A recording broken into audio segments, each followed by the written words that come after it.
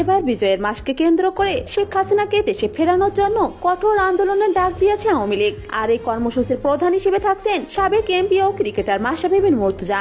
ইতিমধ্যে জনগণকে একত্রিত হয়ে শেখ হাসিনাকে দেশে ফেরানোর আহ্বান জানিয়েছেন তিনি। দলের সাথেই থাকবো। আপনারা হয়তো তখন আমাকে গালি দিতে পারেন, ট্রল করতে পারেন, which is up to you. Come on Tiger, show the world how good you are. Assalamu alaikum.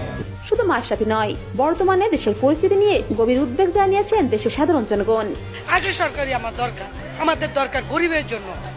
আমরা গরিবরাও অনেক অভাবে আছি, না খাই মরতেছি। বর্তমান বাজারে কাজ কমরো কিছু নেই, গরিব মেশে ভাতও খাইতে পারে না যে, বুঝলেন?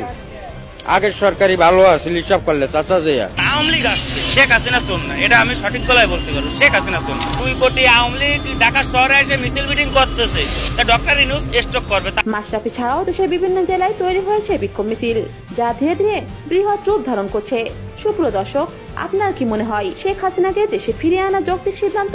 অবশ্যই জানান কমেন্টে।